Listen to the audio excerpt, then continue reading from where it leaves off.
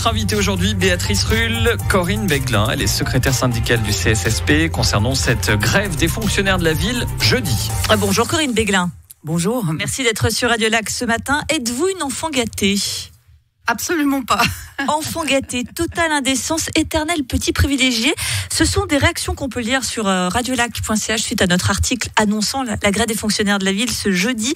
Si une grève tenait sa légitimité de sa popularité, c'est plutôt mal parti. Oui, alors c'est toujours l'éternel même refrain qu'on entend par rapport aux travailleurs qui est au service du public et qui... Très reconnaissant là, le public. Et le public, justement, je pense qu'il reste malheureusement trop axé sur un certain nombre de clichés, parce qu'il faut quand même savoir que la ville de Genève regroupe une quantité de professions et qui ont beaucoup agi pendant notamment la crise sanitaire. Donc tout ce qui est voirie, tout ce qui est nettoyeur, tout ce qui est balayeur, tous les pompiers qui aussi ont un peu le goût amer de cette décision sur les mécanismes salariaux. Et puis moi je dis toujours, bon, puis après il y a tout le service social qui a beaucoup œuvré pendant la pandémie, urgence sociale. On a aussi fait en sorte que la ville garde sa splendeur et continue à être entretenue correctement par tous les temps. Donc on a aussi tout un service d'aide horticulteurs, etc. Tous des fonctionnaires qui disent donc non au blocage des mécanismes salariaux prévus dans ce budget 2022. On va juste préciser ce que cela veut dire. Donc blocage donc des annuités, du 13e salaire, de la prime d'ancienneté. Manifestation donc annoncée après-demain, jeudi. Ces mesures tout de même, elles doivent permettre de faire 8 millions de francs d'économie. La ville de Genève, est-ce qu'elle peut vraiment se passer de faire 8 millions de francs d'économie quand elle va présenter un déficit de près de 41 millions ? C'est ça le fond de la question. Alors, nous, pour ce qui est de la partie ville de Genève, d'abord, c'est 6 millions. Et puis 6 millions sur un budget assez conséquent, c'est pas, c'est presque, si on veut, cynique, parce que c'est pas ce qui va régler le problème cynique de toucher les salaires, alors que le 6 millions représente... Ils ne touchent pas complètement les salaires, ce sont des blocages de mécanismes salariaux. Le salaire... Oui, on va dire l'évolution de la masse salariale. On est d'accord, l'évolution de la masse salariale. Mais j'aimerais quand même compléter. Si on fait grève, c'est principalement aussi parce qu'au bout d'un moment, on a des dossiers qui n'avancent pas et des dossiers urgents. Il y a un problème quand même s'il y a une certaine volonté de faire avancer des dossiers, un problème de dialogue entre le CA, le conseil administratif et les représentants des organisations le dialogue, syndicales. C'est compliqué ?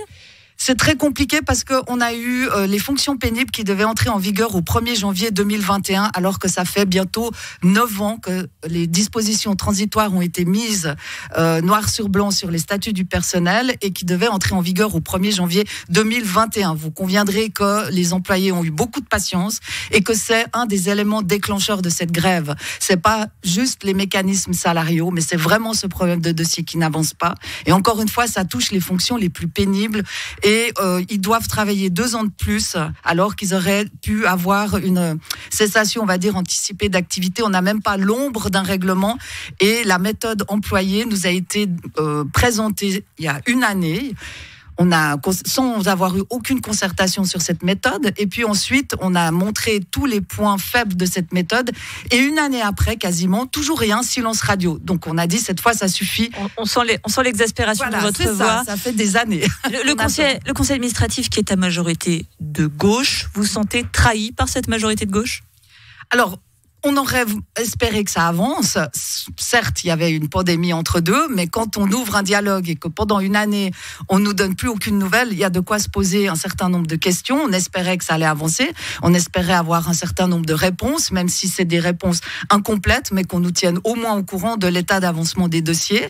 On a pendant une année demandé, pendant la pandémie, à pouvoir être consulté en tant que partenaires sociaux, parce qu'au service public, la seule loi obligatoire, c'est la loi la partie protection de la santé. Donc, on a demandé de pouvoir avoir des réunions pour discuter de la problématique de la santé en période de crise sanitaire. On a eu 0 réunion, impossible de les voir. Donc, à un moment donné, je pense qu'effectivement, on se doit de faire une action pour que on soit enfin plus pris au sérieux. C'est en fait un des enjeux principaux de cette grève.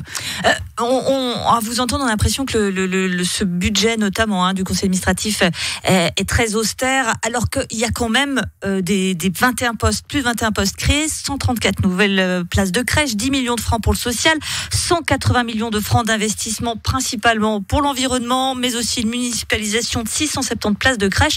Bref, malgré la crise, malgré les difficultés, la ville de Genève propose tout de même beaucoup de choses dans ce prochain budget. Ce n'est pas non plus, on ferme complètement les vannes. Non, mais il faut savoir que ces 40 millions, ils sont soumis à la LAC, à la loi sur les communes, et puis ils doivent rétablir... Plus de 21 postes créés, c'est du concret. Alors, ces 21 postes, ils sont disséminés à droite, à gauche. Mais ils sont créés. On nous les a... Oui, mais c'est pas les postes...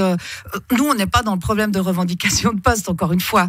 Et on enjoint tous les travailleurs de ce pays à se battre pour qu'on ne touche pas leur statut ou leur convention collective. Et je trouve que c'est plutôt sain de montrer l'exemple que quand on a des statuts, qu'on a négocié des acquis qui sont là, qui existent, qu'on ne les laisse pas partir parce que tout à coup, on devient une variable d'ajustement dans un budget. Donc, je pense que c'est plutôt sain que le service public montre l'exemple et qu'on ne laisse pas tiens, là, maintenant, on a un petit problème avec le budget, donc on va ne pas appliquer tel article du statut, puis la prochaine fois, tel autre article. Et il faut savoir aussi qu'ils ont, avec la RFFA, la réforme des entreprises. Voilà, on a un trou dans le budget aussi à cause de ça.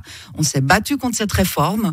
Donc, elle a passé, elle a passé, mais avec les conséquences. Et maintenant, les 7 prochaines années, si je me trompe pas, ils doivent rétablir l'équilibre. Et on se leurre pas. On sait très bien qu'ils essayent cette fois, puis l'année prochaine encore une fois, de faire des économies sur le dos du personnel. Donc, on dit non.